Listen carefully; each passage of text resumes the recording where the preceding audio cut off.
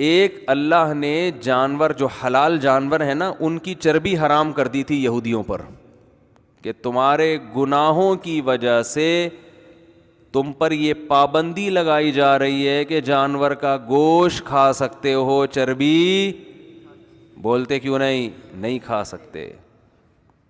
اس سے پتہ چلتا ہے کہ جو فیٹ, جو نیچرل فیٹ ہے نا, جو نیچرل چربی ہے قدرتی, وہ انسانی صحت کے لیے بہت. نہیں کھائی نا چربی تو یہ حال ہے, بولا ہی نہیں جا رہا, کھا کے بیٹھے ہوتے تو منہ سے خود بخود نکل رہا ہوتا. جو قدرتی چربی ہے نا جانور میں جو ہوتی ہے وہ انسانی صحت کے لیے بہت مفید بھی ہے اور ٹیسٹی بھی ہے, لیکن مت ماری گئی ہے.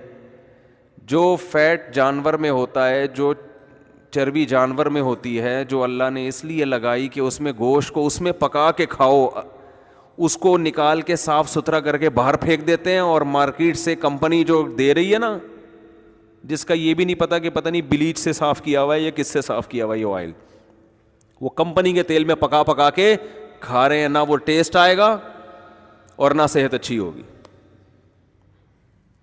یہ تو میرے کئی بیانات ہو چکے ہیں, ابھی میرا یہ ٹاپک نہیں ہے, جلدی سے سمیٹ کے. دمبا ساری زندگی گھی کا ڈبہ اٹھا کے گھومتا ہے اپنے ساتھ, وہ جو چکی ہے نا اس کی, وہ اصل میں گھی کا ڈبہ ہے. اتنا بوجھ اٹھا کے گھومتا ہے کہ جب میں کٹوں گا تو میں پکوں گا اسی ڈبے میں. یہ قدرت کی طرف سے انسان کا اکرام ہے کہ بھائی کمپنی بعض دفعہ کوئی پروڈکٹ آپ کو دیتی ہے تو مسالہ بھی ساتھ میں دے دیتی ہے کہ یہ مسالہ اسی میں پکا کے کھائیں آپ.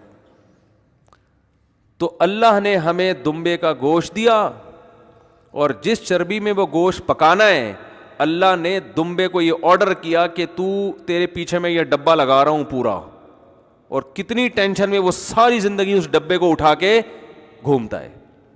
اور جب ہم دمبا ذبح کرتے ہیں وہ ڈبہ اٹھا کے ہم نے صابن بنانے والی کمپنی کو دے دیا, یہ ہم نے وہ بیچ دیا کوڑیوں کے دام, وہ پھر اس کو کوئی صابن بنا رہا ہے, کوئی کیا بنا رہا ہے, کوئی چیل کووں کو کھلا رہا ہے.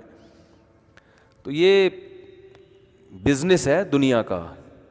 بزنس اسی طرح چلتا ہے کہ لوگوں کو الو بناؤ اور مصنوعی چیزوں کی طرف لے کر آؤ جو انسانوں کی بنائی ہوئی ہیں, اس سے مارکیٹ میں ان کے پاس پیسہ آئے گا.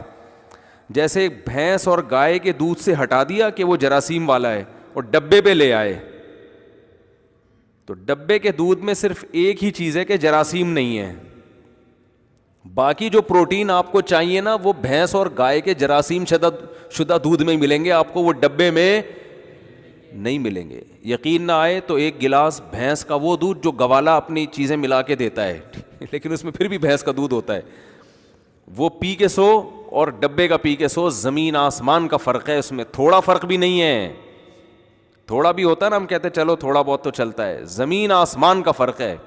بھینس کا اور گائے کا دودھ پیو گے نا لال سرخ ہو جاؤ گے تھوڑے دنوں میں, ڈبے کا ساری زندگی پیتے رہو, سوال ہی پیدا نہیں ہوتا کہ آپ کے چہرے پہ سرخی آ جائے. میں ریٹن میں لکھ کے دینے کے لیے تیار ہوں, یہ اسٹیمپ کے ساتھ, اپنی اسٹیمپ کے ساتھ, اپنے سگنیچر کے ساتھ. ذرا سی بھی سرخی آئی تو آپ میرے اوپر کیس کر دینا کہ مفتی صاحب نے کہا تھا, دعویٰ کیا تھا اور دیکھو اب یہ دعوے میں جھوٹے نکلے. کخ بھی نہیں ہوگا, وہ صرف چائے بنانے کے لیے ٹھیک ہے, چائے میں تو ویسے کوئی کچھ بھی نہیں ہوتا. تو چلو خیر, تو یہ انسانوں کی مت ماری گئی ہے. ہمارے حضرت فرمایا کرتے تھے گناہوں کا سب سے پہلا وبال کس پہ پڑتا ہے؟ عقل پہ. کھوپڑی صحیح کام نہیں کرتی انسان کی. تو جو چربی قدرت نے پیدا کی ہے بھائی وہ چربی کھاؤ یار. بچوں کو بچپن سے گوشت کو نا الگ کر کے وہ بالکل صاف ستھرا گوشت کھلاتے ہیں بچوں کو. او بھائی یہ بالکل ہیک آ رہی ہے. اب بچے دیسی گھی بھی نہیں کھا رہے آج کل, کہ نہیں ہیک آتی ہے اس میں, کیونکہ ان کو مصنوعی ٹیسٹ کا جب آپ نے عادی بنا دیا تو اب ان کو قدرتی چیزیں اچھی نہیں لگتی. تو کبھی ہمارے مشورے پہ دمبے کی چربی میں گوشت پکا کے اپنے خرچے پہ کھاؤ, مزہ نہ آئے پیسے واپس. ایسے لال ٹماٹر ہو جاؤ گے اور پیٹ ہضم بھی ہو, یہ چربی ہضم ہو جاتی ہے, آئل ہضم نہیں ہوتا. آپ تجربہ کر کے دو, یہ چربی ہضم ہو جائے گی آپ کے.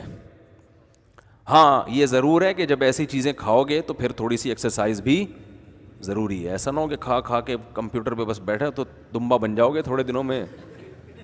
اور وہ تو پہلے سے ہی بنے ہوئے ہو تو پھر پھٹا جاؤ گے, کیونکہ جتنی آپ کے اندر گنجائش تھی, اسپیس تھی, وہ پھل ہو چکی ہے, ٹھیک ہے نا, مزید اس میں جگہ نہیں ہے. تو وہ یوٹیلائز بھی کرے انسان, تو دیکھو کیسی خاندانی صحت ہوتی ہے.